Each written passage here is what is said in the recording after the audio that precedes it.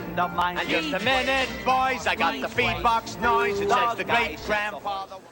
Hello, racing fans. Welcome to another edition of Handicappers Corner, brought to you by the Derby Bar and Grill. I'm Mike Heads, along with Drew Forrester. We're going to go through the Saturday, September 29th races at Hastings Racecourse. And Drew, got 8 races on tap.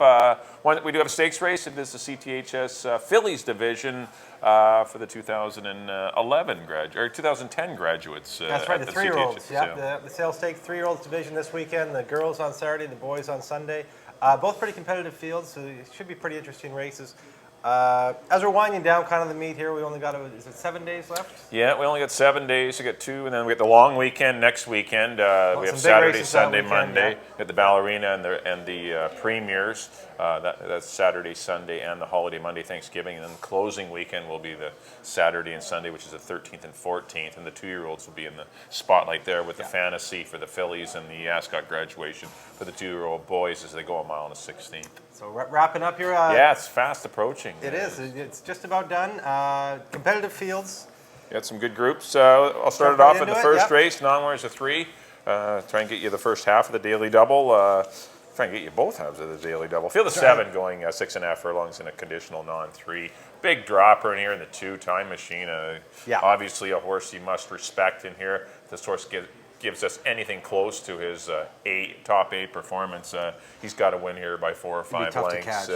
Perhaps a horse they don't want to winter. They're going to try him in blinkers, or back in blinkers. He's been running in blinkers all year. They experimented with blinkers off last time. I know one thing they'll be loving to get rid of is Herbie D, he's run against the last 3 times. So Time Machine has been unlucky in the draws there, but he should be the boss in here. I like Time Machine. There is a bit of speed in here, but not his kind of speed. Even if he gets a little tired in the last 16th of a mile, he should have a pretty big lead built up. So I like him to win it. So not a long shot by any means. But the 6-horse Modest might be the second best in here, dropping from 15,000 down for the 7,500. I don't think this horse will mind going to a sprint. There is a bit of speed in here. Might be able to catch some tiring horses and get up for second. And I put the 1 horse, This Bruise for You, had a nice win at the non-2 level for 5 of the year, and he might be able to get on the board. But noise, Time Machine runs. It's over. It's a final. It's a 2 to 5 winner. But I know you got to extract some money out of the race somehow via exactors, tries, or daily doubles, or pick 3s, pick 4s. But Time Machine should win. I went 2, 6, and 1. Let's try a try.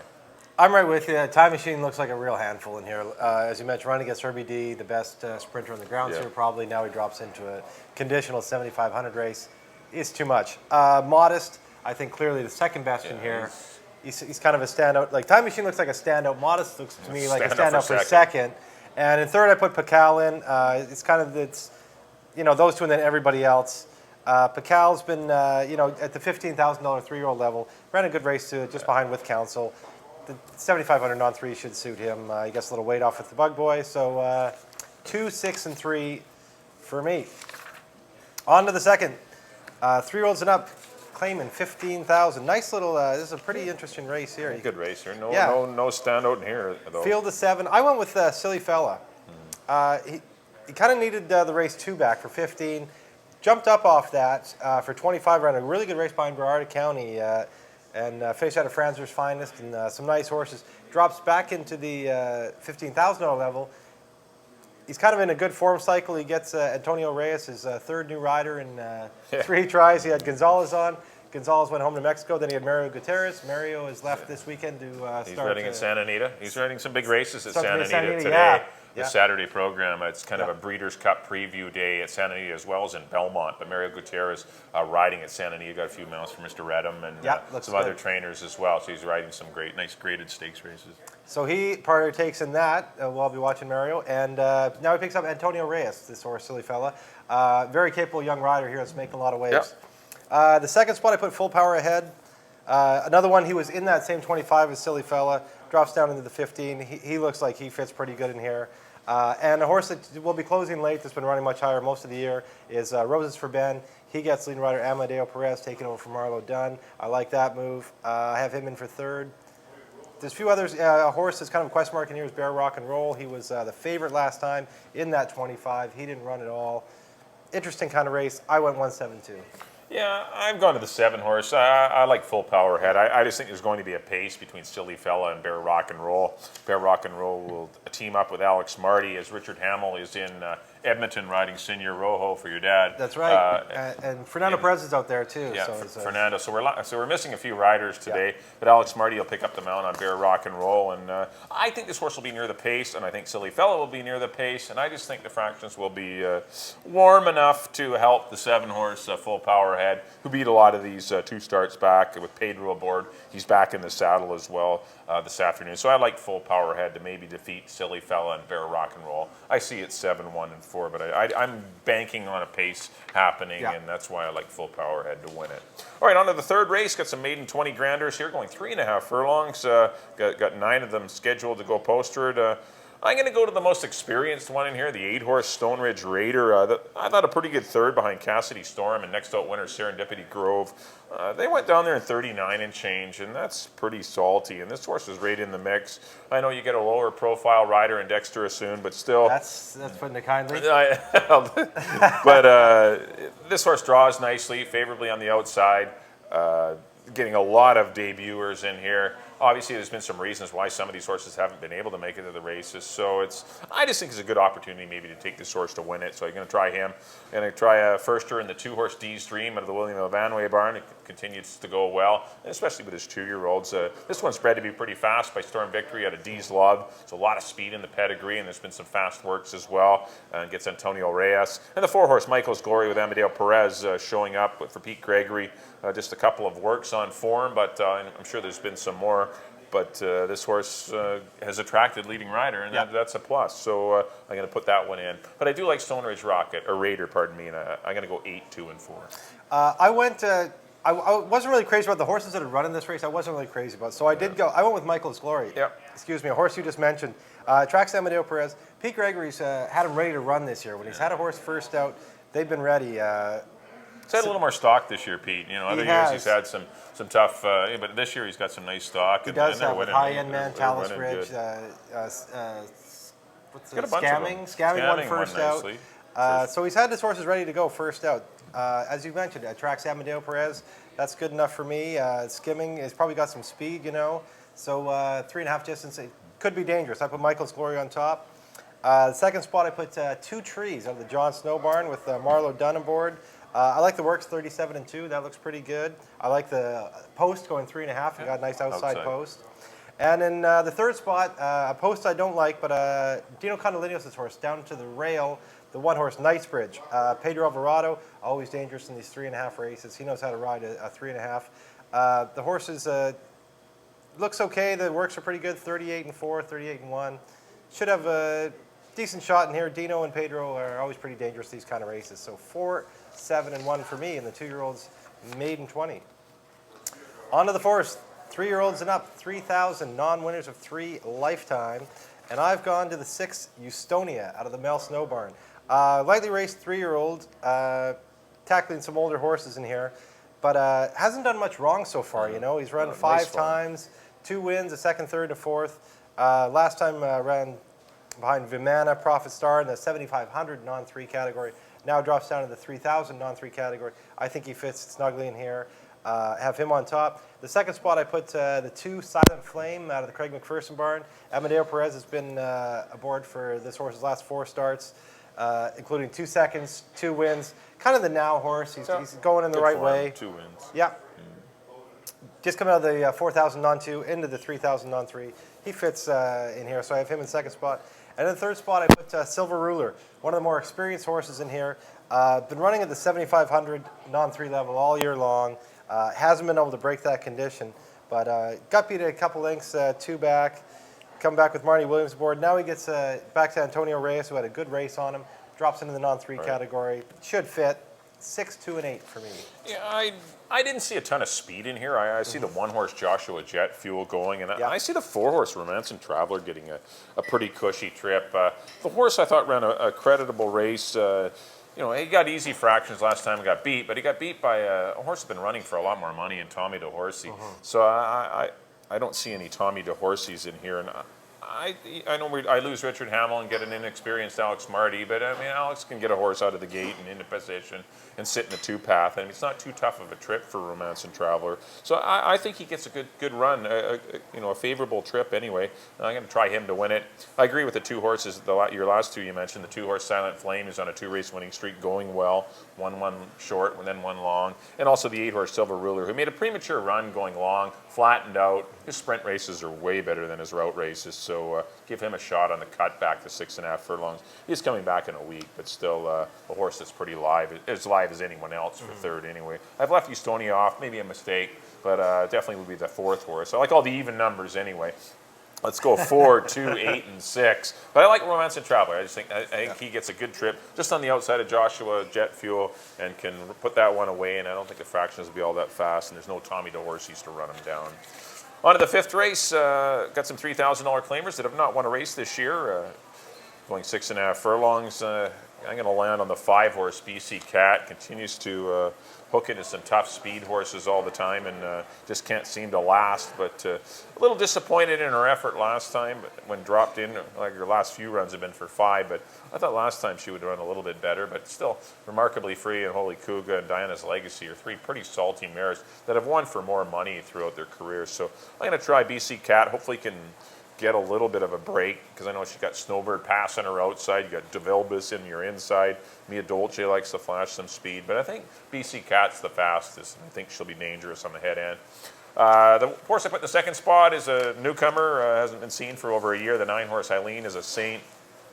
Been working well for Top Connections, and got to respect that. This horse has been running, and obviously for a lot more money last season as a 2-year-old, but obviously something major happened to cause her to miss an entire year. But I'm going to put her in the 2nd spot, kind of look at her in the paddock maybe if you're at the track and see how she's looking. I put the 7-horse See Eye to Eye, just in case there's a good pace. Had no pace to run out last time, still ran 3rd behind JG's Wander, DeVilbiss. I think the pace scenario is going to be a little bit hotter for her, so perhaps she can maybe even get better than the third placing I'm giving her. So I went 5, 9, and 7. I think those are your top 3 horses. I have the same horses, just jump the order. I put Eileen as a Saint in the top.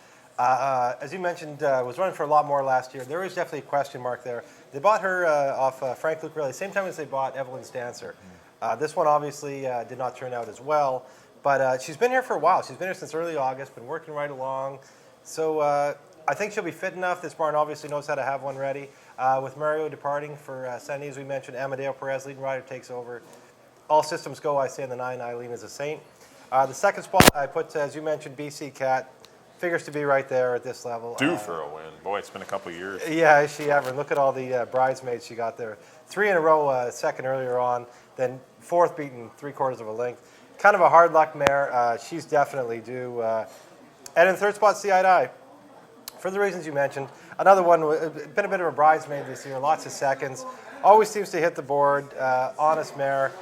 As you mentioned, with a good pace scenario, she should be right there. So 9, 5, and 7 for me. Same picks as yours, just switch the top 2. And on to the 6th, the feature on the card, the 3-year-old fillies sales stakes, $50,000 for 3-year-old fillies. And I have gone to your likely favorite, the 4, Dance the Wind. Really honest little filly. Look at those last 2 seconds to Evelyn's Dancer. Evelyn's Dancer is a standout in this category. In 3-year-old fillies, that is. Obviously, she's a U.S. bred.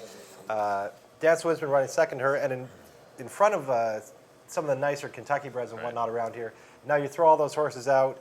I think she's the best in here, so I have her on top. I see it almost as a 2-horse race, really. The other one that could maybe upset her is Racing for Gold out of the Phil Hall barn. Amadeo Perez takes over for Fernando on that horse. Amadeo knows his horse. He's rode her before.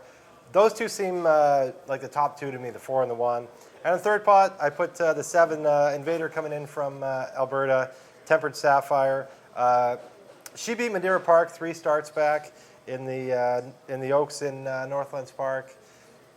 The last 2 have been a little disappointing, but she's not facing any Evelyn's Dancers, as I mentioned in here. I don't think she can top the 4 or the 1, but that's why I got her in the 3rd spot. 4, 1, and 7. Yeah, I've got the same 3 exactly. Dance the Wind. I and perhaps will be the favorite. I'm not too sure, but probably be a lukewarm favorite between her Racing for Gold. But Dance the Wind has been running big races, been getting good trips, sneaking through on the inside.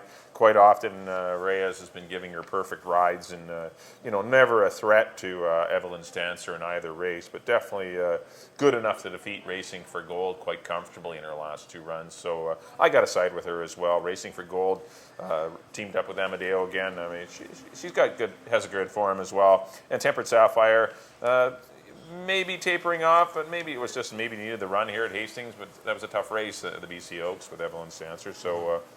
Maybe give her a look. She's been here since. She's worked a half mile last weekend. So, I mean, she's been here. And, it's pretty quick to come back from the Sonoma to the BC Oaks. It was only 2 weeks. And maybe that's why she didn't fire a race. It's 3 weeks between races. A lot easier company. And she doesn't have to ship. She's been here. So that could be a plus for trainer Rod Coon. So I've got 4, 1, and 7 as well. On to the 7th race, some $15,000 older mares to go 6.5 furlongs. I'm going to land down on the inside of the one, My Bailout, who's had a great season, 4 wins from 7 tries. Gets the rail. She can repeat that race 2 starts back where she defeated Lasting Spice. I think it was probably your exactor. That's where I'm going to head 1 and 2. I think they had pretty much the same type of posts last time when they hooked up. And those 2 I see being very tough to beat at this level. A lot of these other horses I know switched into this race once the 7,500 mares didn't go. So, it's come up, kind of late. There's no real $25,000 horse dropping other than Dashing Daisy, but she's not at her best distance at 6.5 furlongs. But maybe at this level she can win. But I've got her in for 3rd, so I went 1, 2, and 8. But I definitely like the Peruvian sprinter, My Bailout, who's been very good this year. Absolutely. I have My Bailout on top, too. As you mentioned, the 2 races where basically this year she didn't win was Going Long and A Stake. Other than that, at this kind of level, she's been lights out. All systems go, I say, for number 1, My Bailout. I did put Dashing Daisy in the 2nd spot.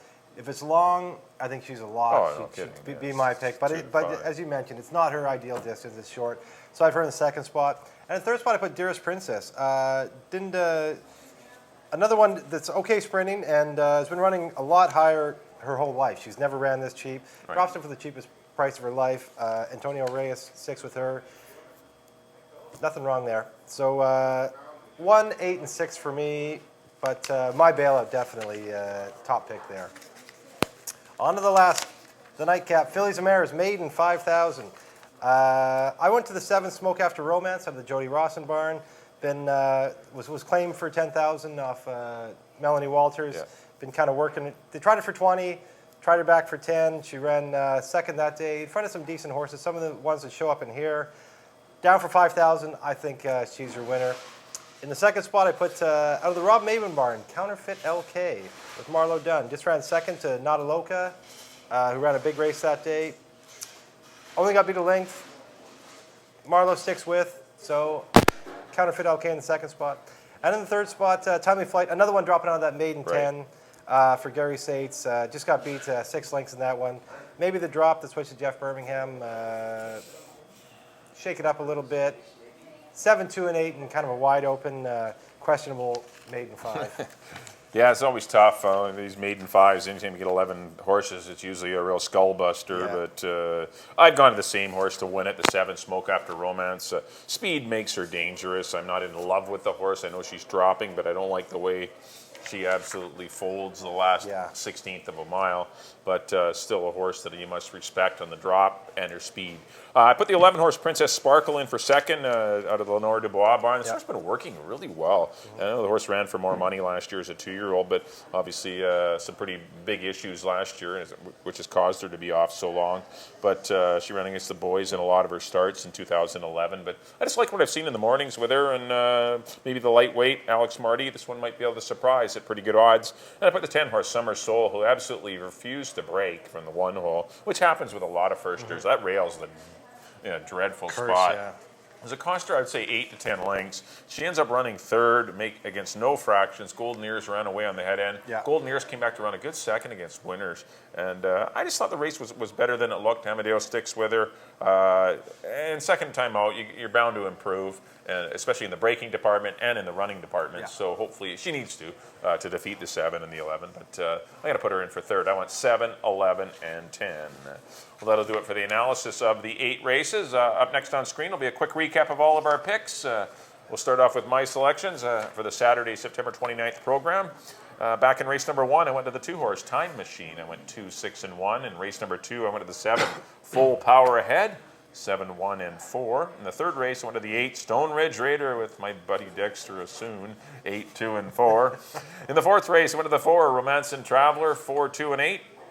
In the fifth race, number 5, BC Cat. I'm going to try and get her into the winner's circle. 5, 9, and 7. In the sixth race, I went to the 4, Dance the Wind, and with the 1, Racing for Gold, and the 7, Tempered Sapphire in behind. In the seventh race, I went to the 1, My Bailout, 1, 2, and 8. And in the eighth and final, I went to the 7, Smoke After Romance, 7, 11, 10 for me in the 8th. And on to my picks. In the first, I went with the 2 as well, Time Machine over the 6 and the 3. In the second, I went down to the rail, number 1, Silly Fella over the 7 and the 2. In the third, number 4, Michael's Glory on top of the 7 and the 1. In the fourth, I went with the 6, Eustonia over the 2 and the 8. In the fifth, I went with the newcomer, number 9, Eileen is a Saint over the 5 and the 7. In the sixth, the sale stakes, I agree with Mike, number 4, Dance the Wind over the 1 and the 7. In the seventh, again, I'm with Mike, number 1, My Bailout over the 8 and the 6.